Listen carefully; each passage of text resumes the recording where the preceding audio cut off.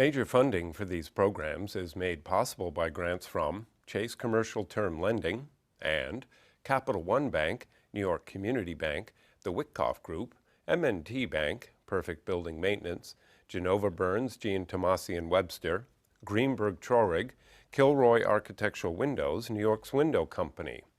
Additional funding is provided by grants from AKA Hotels, Corman Communities, Aerial Property Advisors, Bank of America Merrill Lynch, Bank Leumi USA, Briarwood Organization, CBRE, Colliers International NYC, CPEX Real Estate Services, Cushman & Wakefield, Customers Bank, DDG, Dime Savings Bank of Williamsburg, Douglaston Development, Levine Builders, First Nationwide Title Agency, Flushing Bank, Friedman, Gemini Real Estate Advisors, Hap Investment Developers, Herrick Feinstein, Investors Bank, James D. Kuhn Real Estate Institute at Syracuse University, James Orphanides, Chairman USRealty.com, John Katsimides, Red Apple Group, Margolin Weiner and Evans, Madison Realty Capital, Massey Knackle Realty Services, Matone Group, Meridian Capital Group,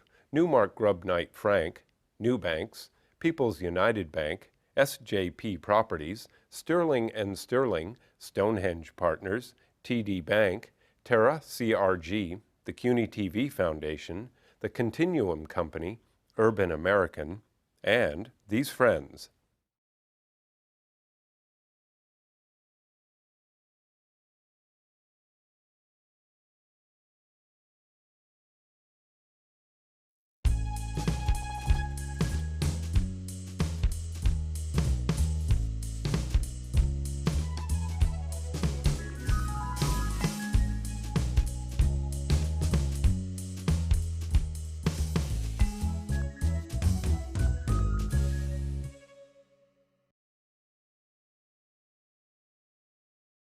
They come over from Italy, the mother at 11, the father at 16. They live in New York.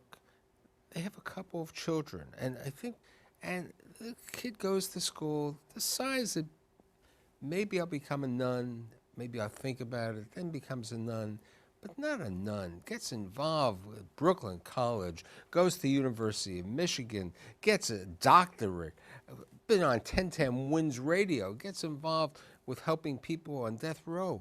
I have the legendary Sister Camille today. Thank you for being here. Thank you for having me, Michael. So tell me about Mom and Dad, how they, where they came from and how they came here. Well, my mother was brought here from a town called Baiano. Her maiden name was Arciano, and her grandfather was a taxi service, which was horse and buggy. In 1978, I went to Baiano, and I saw a big sign on an enclosed garden, and it was Arciano Transport. They had these enormous buses that went all over, all over. And you came here, you could have been a queen. You could have been... No, I didn't want to be a queen. No. But anyhow, that was her background. And my father came from Tufino, where they had, I think they had vineyards, and a lot of people who worked. I saw the house he grew up in, and they met and married here. But my father, I knew him as someone who always wanted to bring me to the opera, and my regret is that I never went with him. But he loved opera, and you said he had with Enrico Caruso. He sat on near the Bay of Naples with his friends and listened to Enrico Caruso in a rowboat, singing his heart out. Now, he took me to see my heroes when I was a teenager, the Dorsey brothers, Jimmy and Tommy Dorsey. But you didn't go to the opera? I didn't go to the opera, but I knew the story of Pagliacci. That was one of his favorites. Now, the story that I alluded about your mother and, the trip to Italy and you were being born. Tell me that story. Well, they were married, I guess, 10 years and wanted a child very much, but one didn't come. And she went to the Foundling. She wanted to adopt, and she was hard of hearing. And so she was not allowed to. Not completely deaf, but hard of hearing. And so she went, I guess for consolation, they went back to Italy, and she came back pregnant with me.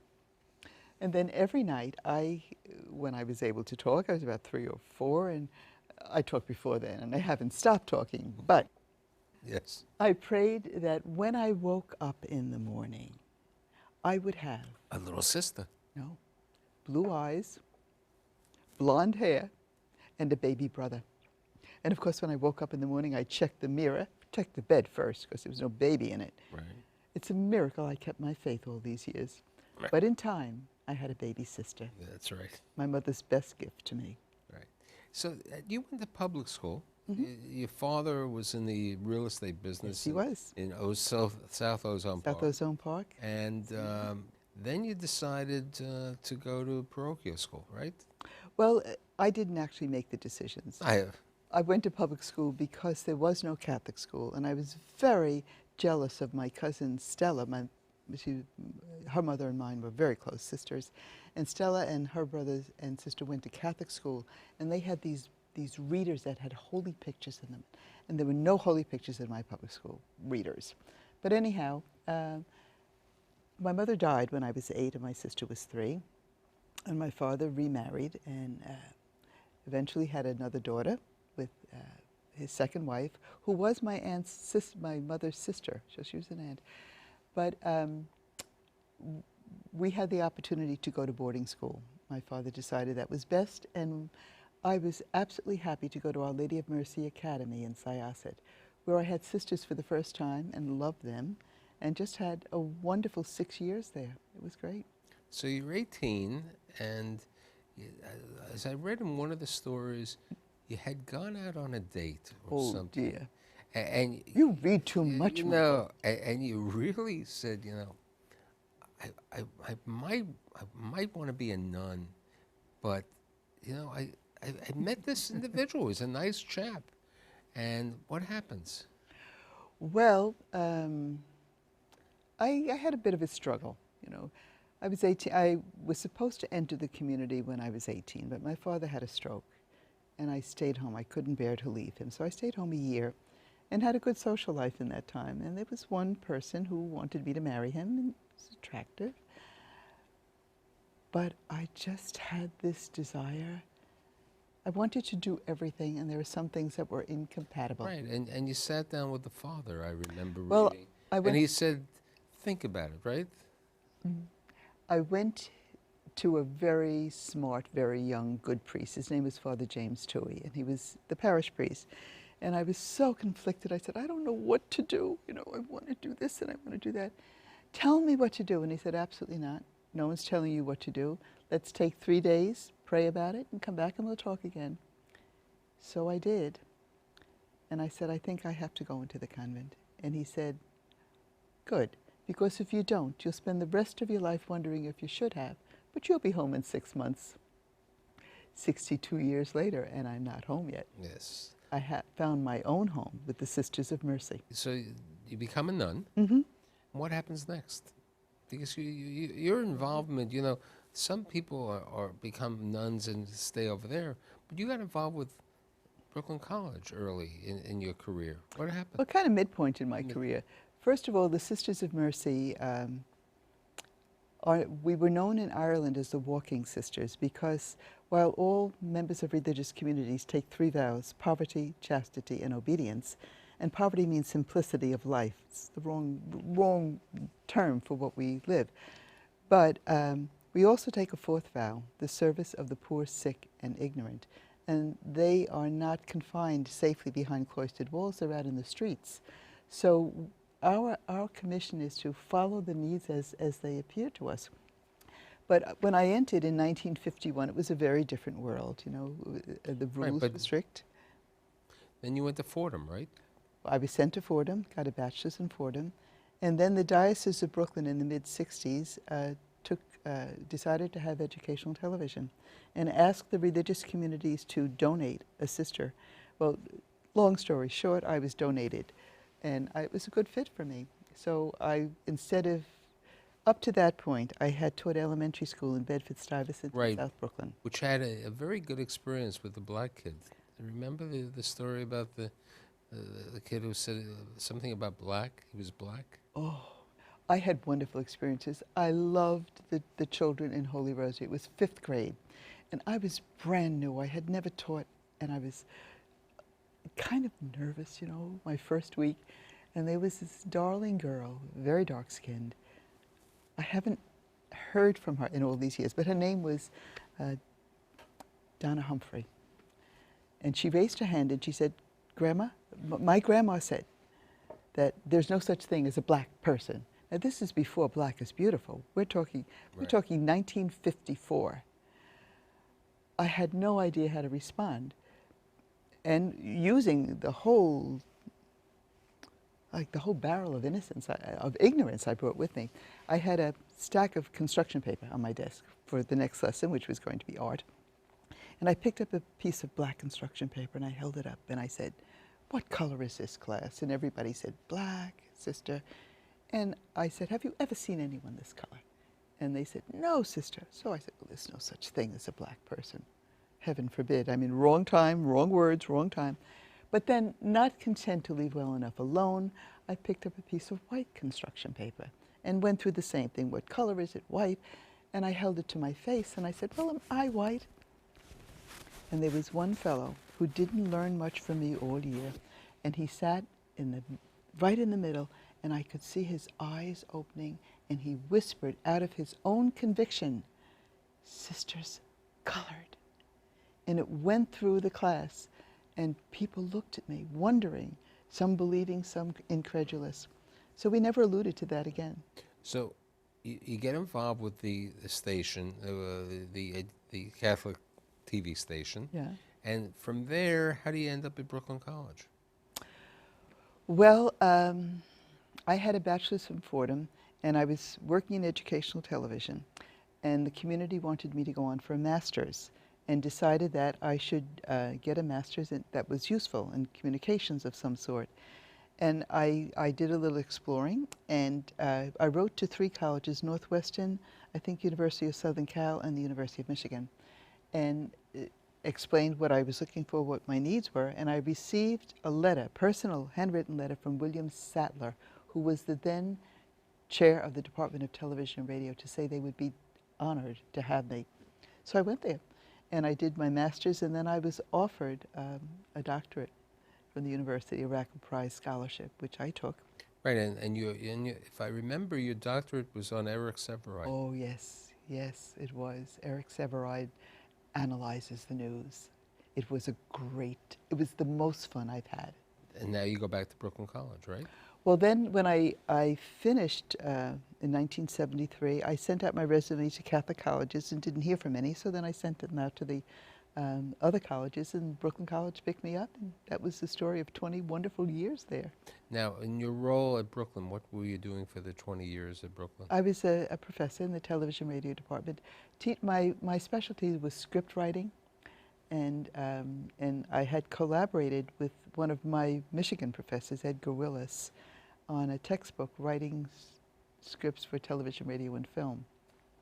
So I had always loved writing. When I taught elementary school in Bedford-Stuyvesant, in South Brooklyn, and in Long Island City, I always had a writing club for the students. So how does the sister who's at Brooklyn College end up at the legendary 1010 Wins Radio?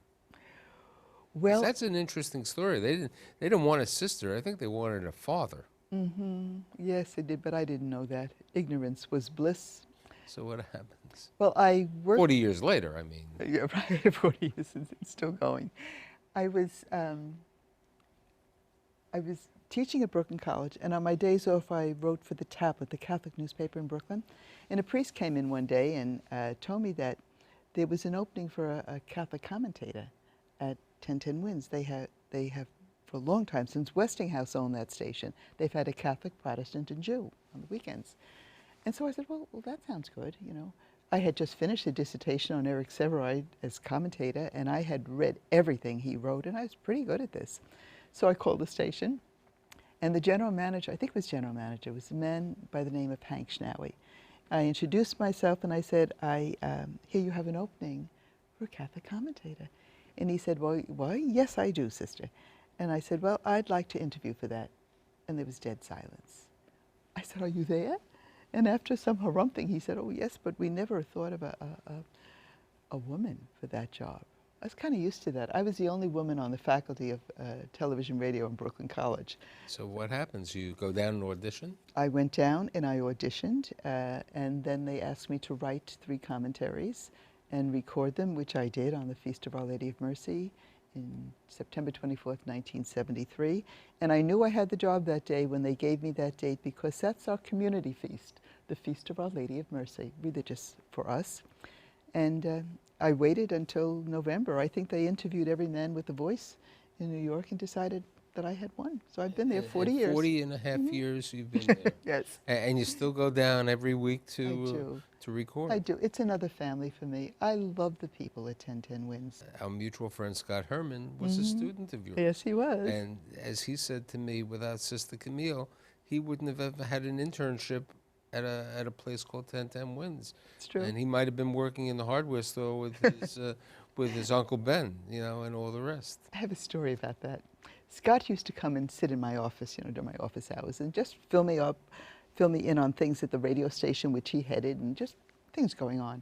And one day he came in, it was a Wednesday, and I said, Scott, I can't sit here and talk to you. I have to go back to the convent. He said, why? I said, well, tomorrow's Thanksgiving, and one of the sisters has cooked 2 turkeys, and we're bringing them over to the Catholic Worker over in, you know, near Houston Street, 3rd Street, I think it is. And he said, well, can I come? I said, sure, we could use the help. So back we go to the convent, and we get the 2 turkeys, put them in the trunk, and the other sister wears a veil. And I'm recognized because I used to volunteer there on Sundays. So off we go, 3 of us with the turkeys. And as we go in, the people are there. Some of them are not totally sober in the middle of the day. And good afternoon, sister, good afternoon, sister. And they see Scott, good afternoon, Father. They make this great leap of faith that my Jewish student is a priest. And so we deliver the turkeys, and we are back in the car, and Scott starts to groan. And I say, what is the matter with you back there? I have an Excedrin headache. I said, what provoked it? And he said, how am I going to explain to my father that his bar mitzvah son is now a priest? And I said, you can tell your father no one ever got that privilege so easily before. Now, you know, something's interesting. When you were in Michigan, it was the kids sleeping on the floor. Tell me that story. He's my adopted son now. He was 16 when he came into my life. He's 63. Life goes on. I was waiting at a bus stop for the bus to come from the airport, bringing a friend of mine who was coming for a weekend visit. And this scraggly looking kid kept passing me by and looking at me. And then he came and he said, look, I saw you in church this afternoon. I was sitting in the back just resting, and now I see you again, and I think maybe I'm supposed to ask you to help me. And I said, what's the matter? He said, well, I don't have any place to live. He said, my grandmother sometimes puts me up, but she's an alcoholic and sometimes it's bad, so I've been sleeping on the floor of the bake shop on Main Street in exchange for mopping up at night. Can you get me a job? Well, I found out he was 16, going on 17. I said, no promises, but here's my phone number, and call me tomorrow at 11, and I'll see what I can do. Well, with that, the bus came, my friend arrived, and the next morning he called me at 11. I said, Michael, I could only find one thing for you, but you have to come and see me. So we came to the furnished room in which I was living, and I told him I had a job for him at McDonald's, but I had also rented a room across the street for $50, across the street from where I lived. And I said, you'll have supper with me, and you'll work at McDonald's. And that's what happened, and his life got on track. And what's he, what is he? Well, he did a lot of work, mostly in maintenance of buildings. Just a good human being. He's gay, and he has a partner. And he's still in Michigan? He's still in Michigan. And I got a Mother's Day card, as I always do. His own mother was a very battered person, unable to be a mother. Let's talk about 1993, Pataki, Governor Pataki. Very interesting thing in your life, and today with your friend in Terre Haute and everything. Tell me about that. You do your research. I don't think I have any secrets left from you. How embarrassing. Well, 1993, Governor Cuomo was going out of office, having successfully kept the death penalty out of New York State. And George Pataki was campaigning to replace him, and part of his promise was that he would restore the death penalty. So I gathered a group of my friends. I was then president of the Brooklyn community of the Sisters of Mercy, and had worked with a group of people on social justice issues related to Central America and war and peace. And I said, death penalty is something we don't need. What can we do? So we were all educated, men and women, lay and religious, a group of about 10. And we decided that we would circulate a document called A Declaration of Life. Very personal document, not really legally binding, but it says that the signer does not want his or her killer executed should that tragedy ever befall him. The first person that I asked to sign it was Governor Cuomo. I called him and told him what I had, and he said, fax it to me, I'll look at it. So he looked at it, he signed it, he was the first to sign it. And then we circulated it, and the Associated Press picked up the story in 1993, and then again in 1998, the Declaration of Life.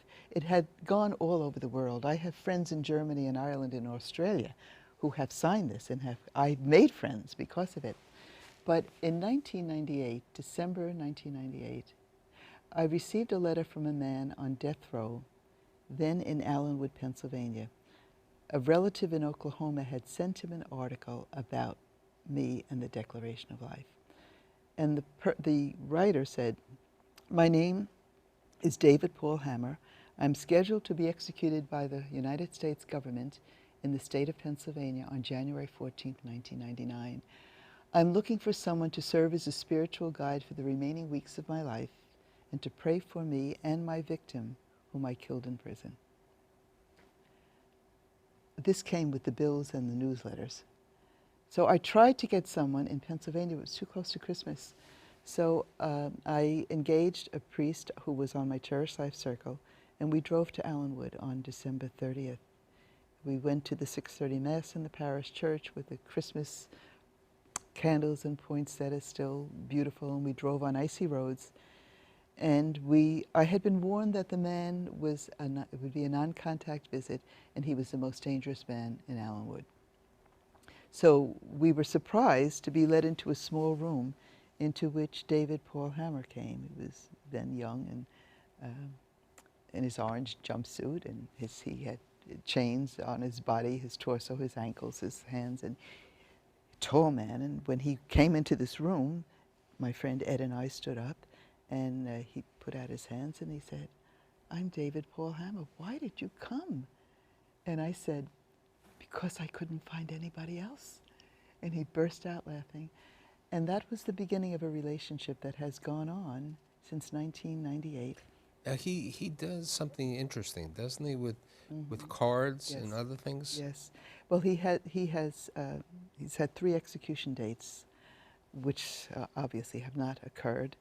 And in 2000, I think it was after Timothy McVeigh was executed, they had had adjoining cells and were probably the 2 smartest men on the row, so they had some sort of a relationship. David was saying how useless his life was. And I just got this idea. I said, David, you're an artist. Why don't we do Christmas cards? You do the cards and I'll market them. And so we did. And in the years since then, all these years, 14 years, 13 years, I guess it has been, of Christmases, we've raised almost $100,000 to help children in need and at risk. Now, did he go back for his degree or something? He's a paralegal. I forget what the other 2 are, but he's brilliant. And you know, I know he's on death row, and I know he's committed murders, and I know that he's did terrible things in his life, but he's an incredible human being.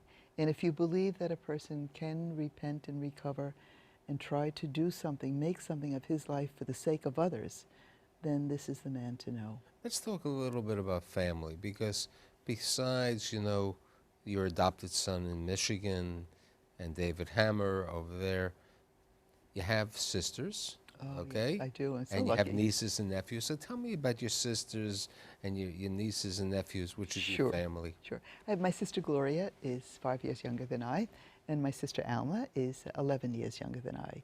Each one has 3 children, and each of them has children either. So tell me about their names and what they do, and The children?